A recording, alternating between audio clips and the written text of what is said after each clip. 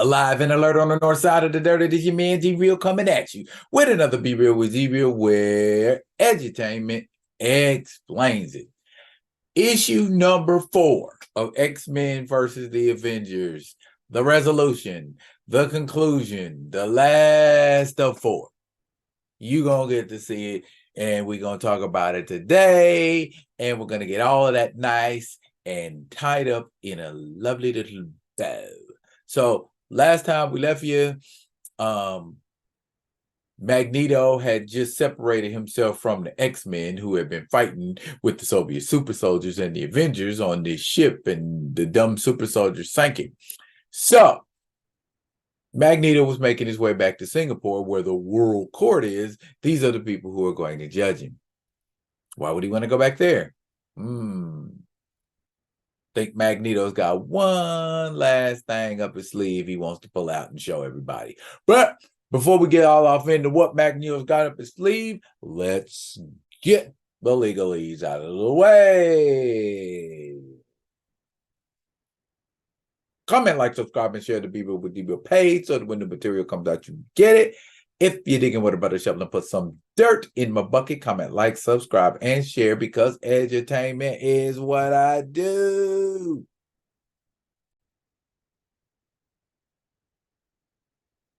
X-Men versus Avengers number 4. Let's go. X-Men Avengers number 4. The Judgments of Magneto. Again, there he is with the hair looking like Quicksilver because that was around a time when we thought Wanda and Pietro were his children. Philip Chan talking about the upcoming trial of Magneto. And we all know Magneto did some terrible stuff, blah, blah, blah, so on and so forth. Joe Rubenstein does the art in this book. And Keith Pollard is helping on pencils and breakdowns. So there's going to be a different look to this book because the artwork isn't by Mark Silvestri.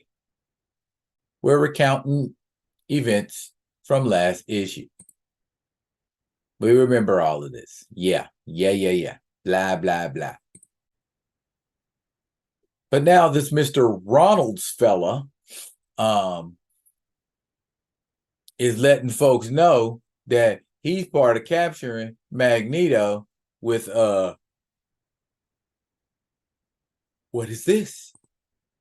The Avengers bar's in here. Y'all ain't keeping the Avengers out if the Avengers really want to get in somewhere, and they just want to talk to the boss. The boss is mad. They want to know the information that his organization has on the pursuit of Magneto.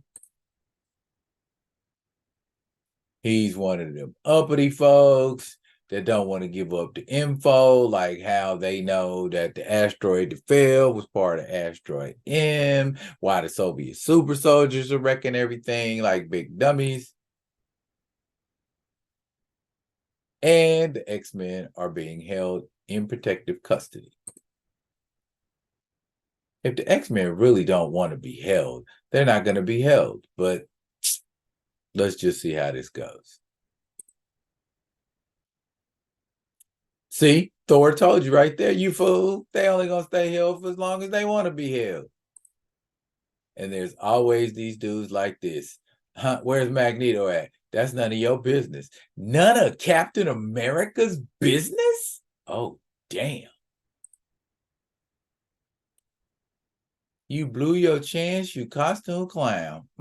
He's just like an angry black boss on all of the cop movies you ever used to see in the 80s, like Lethal Weapon and Action Jackson and like I said, every other cop movie.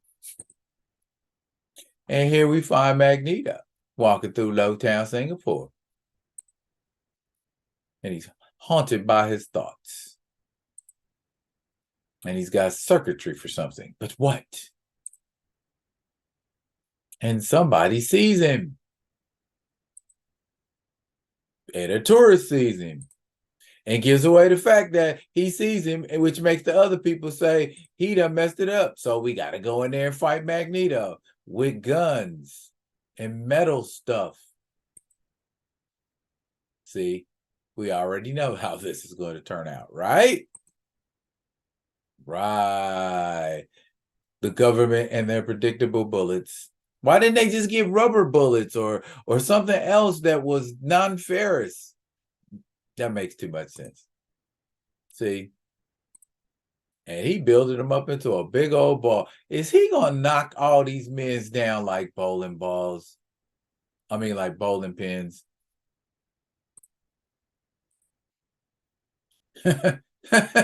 Wow. Uh-oh, somebody wants to give Magneto help. Who are y'all? That dude's on the wall.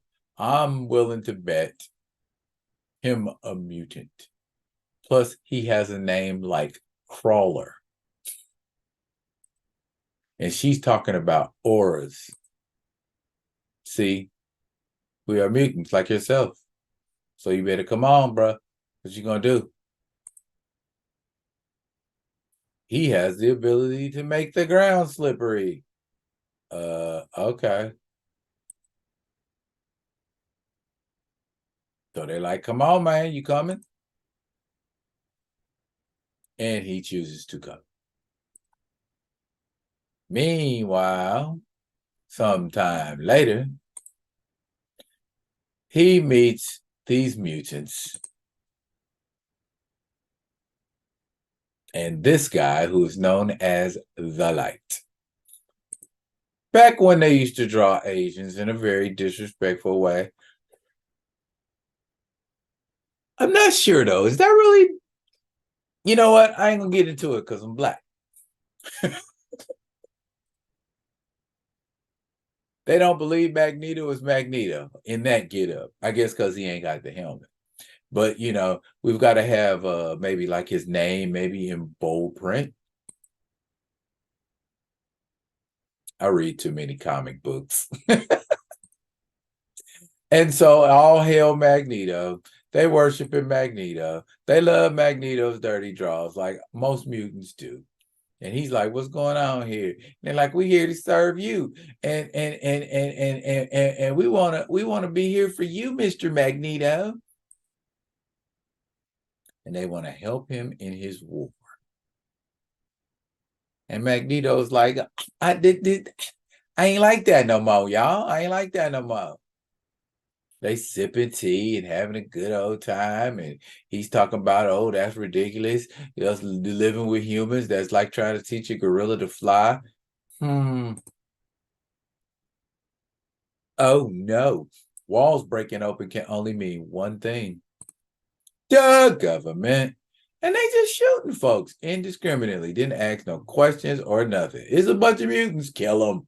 Wow. Is that not a very well illustrated metaphor for what goes on in a certain community? Shoot first, ask questions later, and let the justice system, which is corrupt and decrepit, sort it all out. Oh, but I digress. Magneto sees mutants getting shot. Ooh, she got shot in the dome piece, son. Oh, Magneto ain't having that. He mad. So he getting ready to do some stuff. A wave of magnetic force that will stun them but not kill them.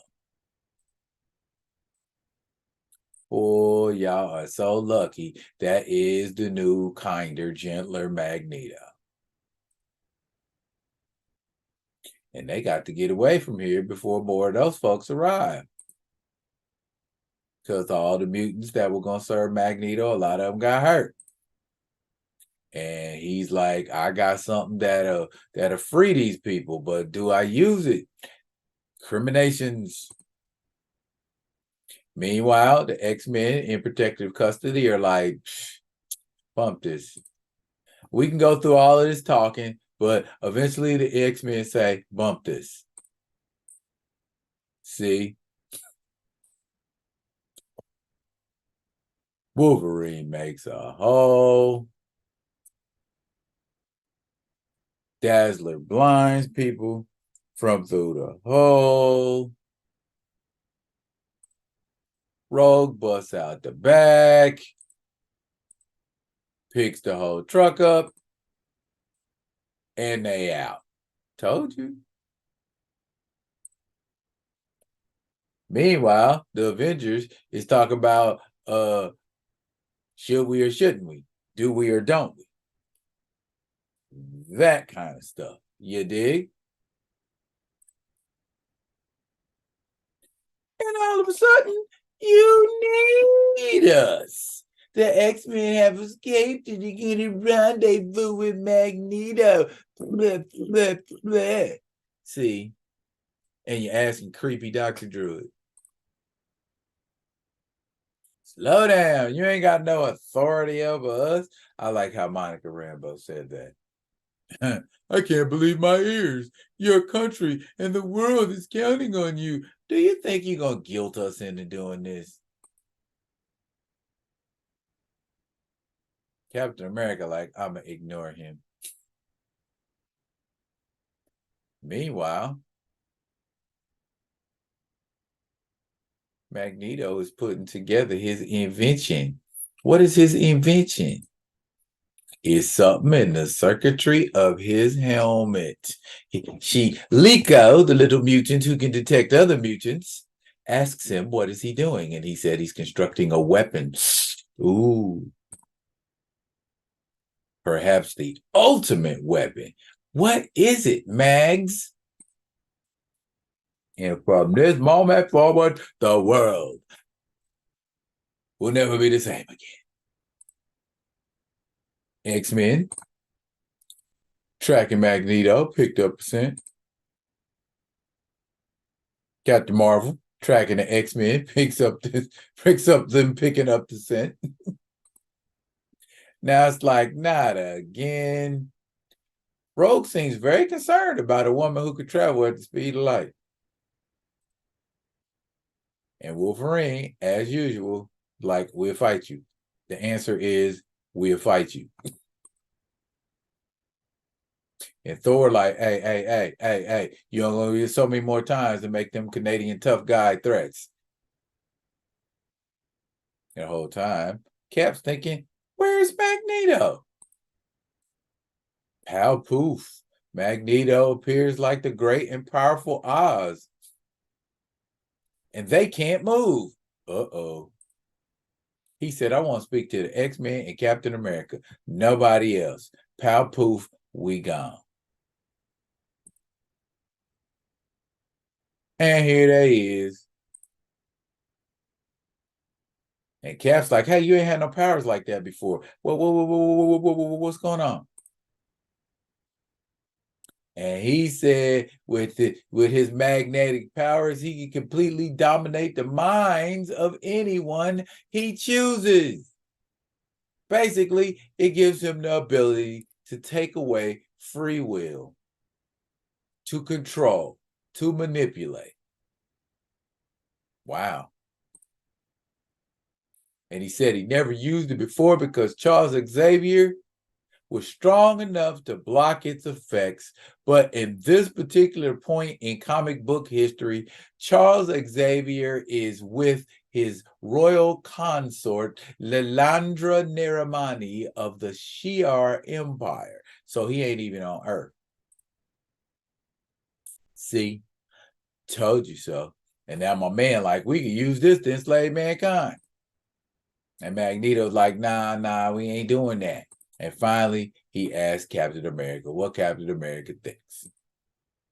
And Captain America goes into a Captain America-esque speech about how a man should have free will. And he's got a good mutant on the one side and a bad mutant on the other side saying, no, do this. Oh, no, do this. And so he's made a decision. He's going to use the helmet on Captain America. Oh, no. Now, Captain America, tell me what your opinion is now that I've eradicated any anti-mutant feelings you might have had. Bruh, y'all already know how this is going. Captain America's never been anti-mutant. Captain America's never been anti anything except Nazis. So now Magneto realizes if Captain America can have no anti-mutant sentiment, there must be more humans on the earth who feel like Cap feels. I can't use this. I can't do this. And Magneto surrenders. Not quite how you thought this was going to end, huh?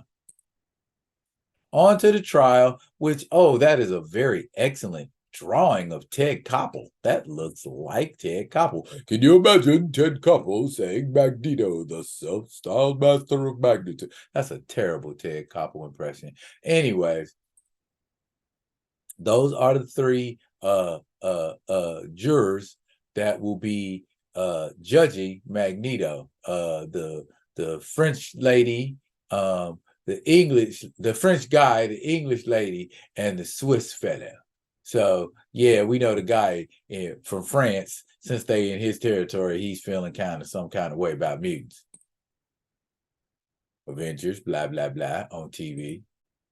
So now here we got Gabrielle Haller trying to defend my man Magneto.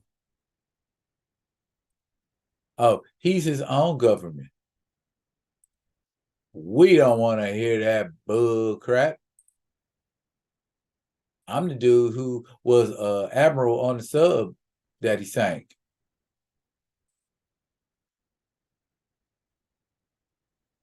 See, and then later on, we talk about Volcano and how he caused the volcano to kill that city, and on and on and on, and all the messed up stuff Magneto's done, and there ain't nothing that she could do about it. Objection denied. And finally, they get Captain America as a witness. In your opinion, Captain America, is he telling the truth? Has he changed his ways? They argue his veracity. And of course, everybody gonna allow Captain America to testify. So Captain America, in a moment we absolutely do not expect, says no. He does not think Magneto has really learned the error of his ways, even though he himself thinks he may have. What a Republican answer, Cat. So Magneto knows all of this is BS. Captain Marvel goes in her energy form, talks to Magneto. Magneto says he knows this is going to cause a war. He thinks Demontier, he thinks the French judge is a mutant. So we know Monica Rambeau can go find out for sure in neutrino form. And that's what she goes and does. Speed of light. Oh my goodness. Were these all the people that Magneto was trying to help? What happened? Oh, everybody done got shot up except for Crawling Guy. See, they tried to kill us. That little girl right there was the hope for the future. Liko, she's dead. And look at who can see. Oh no. She's leaving. In neutrino form, and we hear what's going on. It's gonna cause a war between mutants and men, but we just gonna have to have that. That's basically what he's saying. To mankind. And his fellow judge, in response to him, says, I would rather drink to justice. Your words sound racist. Captain Marvel's seen all she needs to see. So we know he's human, but they still gonna vote. She can't tell which way they're gonna vote. You know which way they're gonna vote. Stop the cap, Monica. So he needs to be alone so he can concentrate. And do what exactly? Concentrate on his helmet. Take control of it. And Monica Rambeau's telling the Avengers about the situation. And Magneto's back in the courtroom. And the mutants are worried about Magneto coming back in his courtroom. And the power goes out, predictably. Magneto wants to go to the bathroom. They know Magneto's up to something, though they don't know what. He's still concentrating on his helmet. And there it is. That's a loud crash because it's got two H's. That's how we know it's a loud crash. We can hear you in there. The door is stuck, of course, because the latch is made of metal. He only needs a couple of minutes to adjust the circuitry. And do what he has to do to that justice.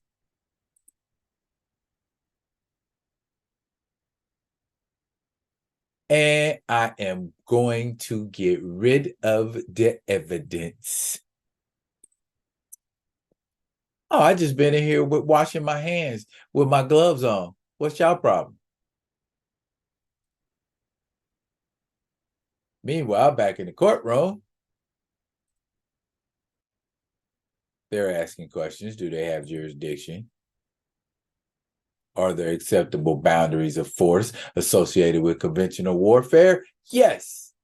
And according to Magneto, he's accused of crimes against humanity, but he was in a state of war against the human race. So he wasn't committing crimes. He was fighting for his people, which technically in Magneto's mind and actions is exactly what he was doing.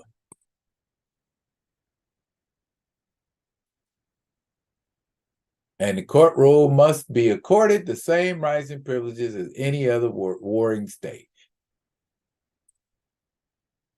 Since he never signed the Geneva Convention, he's under no jurisdiction. He is free to go. Wow. Yay. Disco Dazzler's going to kiss you. Creepy Dr. Druid's going to look on. And a riot has already started in response to the decision. Trial was fixed. Yeah, kind of.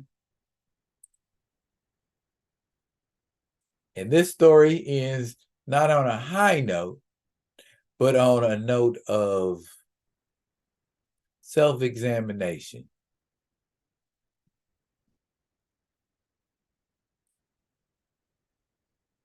And there you have it. Not the bombastic, epic ending we expected, but